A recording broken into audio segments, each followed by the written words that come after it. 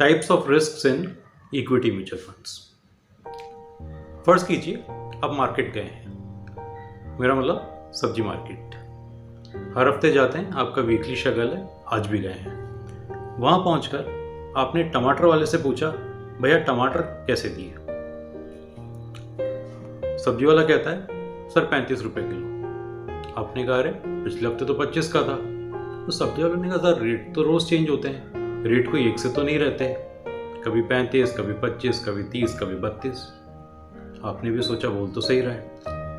Economics का basic principle है, जब डिमांड ज़्यादा होगी और सप्लाई कम होगी तो प्राइसेस ऊपर जाएंगे, and vice versa. This is an inherent nature of markets, whether sabzi market और कैपिटल मार्केट्स।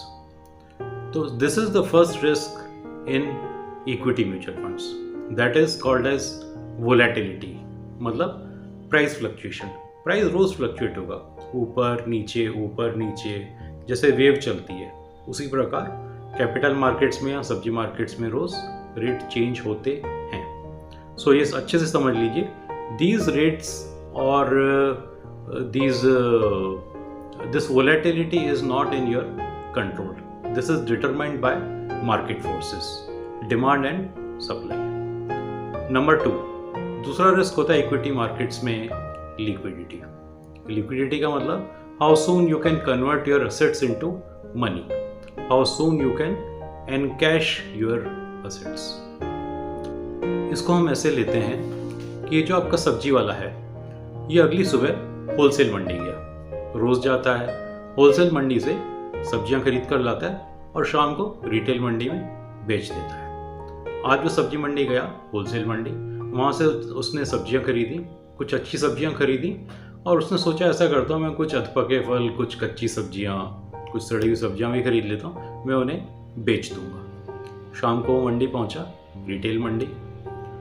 कस्टमर ने पहचान लिया कि भाई ये तो सब्जियां सही नहीं है, ये अधपके फल हैं या ये सब्जियां कुछ कच्ची लग रही हैं, कुछ सड़ी भी हैं, और कस्टमर आगे चला गया। So this was the risk to सब्जी वाला, टू द वेजिटेबल वेंडर। क्या रिस्क था? वो अपने असेट्स को, उसके असेट्स क्या थे, फल, फ्रूट, सब्जियां, वो उन्हें बेच नहीं पाया।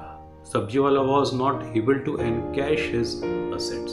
यही होता है स्टॉक मार्केट में, जब आप मंझोली कंपनियां, छोटी कंपनियां, micro caps, nano caps, mini caps, small caps, छोटी कंपनियां जिन पे ज़्यादा रिसर्च नहीं गई, जिनका ज़्यादा डेटा अवेलेबल नहीं है, अगर आप उनमें पैसा लगाते हैं so you may gate trapped in those companies. कई बार ऐसा होता है कि इन छोटी कंपनियों से आप बाहर भी नहीं निकल पाते, it gets difficult for you, you get entrapped.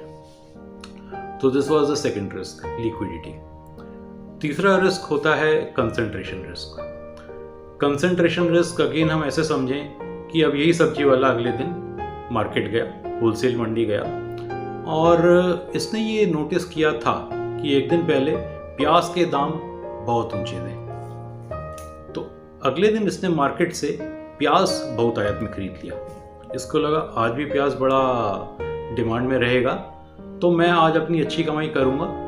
ये मार्केट में फ़र्ज़ कीजिए 1000 रुपये लेकर गया, तो इसने 500-600 रुपये के तो प्याज ही खरीद लिए, और बाकी 300-400 रुपये जितने भी बचे उससे इसने दूसरी सब्जियां खरीदी। शाम को जब ये मंडी पहुंचता है, रिटेल मंडी, तो देखता है प्याज के तो दाम गिरे हुए हैं। अब ये हैरान। अगेन वही कहानी है, डिमांड और सप्लाई वाली। एक दिन पहले प्याज डिमांड में ज़्यादा था, सप्लाई में बहुत कम था, इसलिए उसके दाम बढ़े हुए थे। ज़्यादातर लोग स्टॉक मार्केट में ऐसा ही करते हैं, वो हमेशा पास्ट को देखते हैं। वो देखते हैं भाई 1 साल पहले या 1.5 साल पहले या इन द रिसेंट पास्ट किस सेक्टर ने अच्छा परफॉर्म किया है, and they invest their money in दो सेक्टर्स, जो कि गलत है। भाई कभी आईटी आगे जाएगा, कभी फार्मा आगे जाएगा। उसी प्रकार सब्जी मंडी में कभी प्याज महंगा बिकेगा, कभी टमाटर महंगा बिकेगा। This keeps on changing. So this is the third risk which is called as concentration risk. हमारे बड़े बुजुर्ग भी कहते थे, इफ़ यू आर ट्रैवलिंग तो आप अपना पैसा अलग अलग पॉकेट्स में रखिए, अपना पैसा स्प्रेड आउट करके रखिए, एक ही पॉकेट में नहीं रखिए। हो सकता है कहीं आपकी जेब कट जाए तो सारा पैसा चला जाएगा। So spread your money. This risk can be controlled by diversification. So stay away from sectoral funds because sectoral funds में invest करना उनके लिए ही recommended होता है who can understand the cyclicals. और वे लोग कभी किसी से पूछते नहीं हैं. Those people are experts. वो अपने फील्ड के फन्ने खां होते हैं. So please stop asking sir मुझे किस सेक्टर में पैसा लगाना है. 6 महीने से तो ये सेक्टर बहुत अच्छा परफॉर्म कर रहा है, हमें लगता है आने वाले कई सालों तक ये अच्छा परफॉर्म करेगा. ऐसा नहीं है. Always keep your money diversified and not concentrated. So this is the third risk in equity markets, which is concentration risk. इसके अलावा होता है country specific risk. आजकल बहुत से म्यूचुअल फंड्स आ गए हैं वो invest their money in overseas markets. अब मान लीजिए आपका पैसा कहीं ऐसी कंट्री में लगा हुआ है जहाँ there are some social disruptions, कुछ पॉलिटिकल अनरेस्ट है, उसकी वजह से आपका पैसा मे गेट स्टक और if not stuck it may not give you desired results.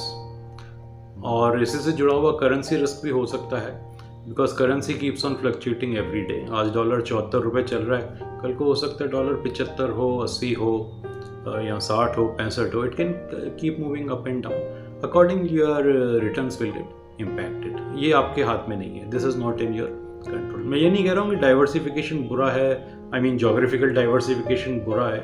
You should diversify your money but do not invest in any specific country.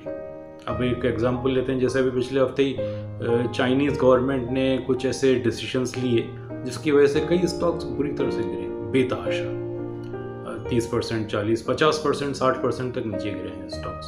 Now people who have invested in Chinese specific funds, now they are worried. So अगर आप global diversification लेते हैं, so do not diversify beyond 15% और at the most 20%. That is more than enough. And diversify across globe. उन funds में पैसा डालिए जो अक्रॉस ग्लोब आपका पैसा डालते हैं. तो हमने 4 रिस्क्स की बात की.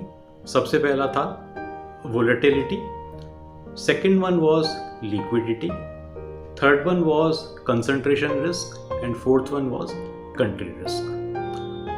सबसे पहला जो रिस्क था वोलेटिलिटी रिस्क, वो आपके हाथ में नहीं है. You can not do much about it. But if you are averse to stock markets, ये जो वोलेटिलिटी अगर ये आपको डराती है तो आप दूर रहिए and you remain invested in fixed income instruments from banks और post offices. Number 2, liquidity risk. मंझोली कंपनियाँ, छोटी कंपनियाँ, अननोन कंपनियाँ, पुअर क्वालिटी कंपनियाँ, उनसे दूर रहिए. Always invest your money top rated funds और टॉप रेटेड मेरा मतलब है ब्लू चिप, वो फंड्स जो ब्लू चिप कंपनीज में पैसा डालते हैं, या जो अगर जो मंझोली या छोटी कंपनी में भी डालते हैं, so they choose those funds who are investing good quality companies. Number 3, concentration risk. Always avoid sectoral calls. Don't get attracted by any sector. Recent past देखकर अट्रैक्ट होने का कोई मतलब नहीं है बिकॉज सेक्टर्स कीप चेंजिंग.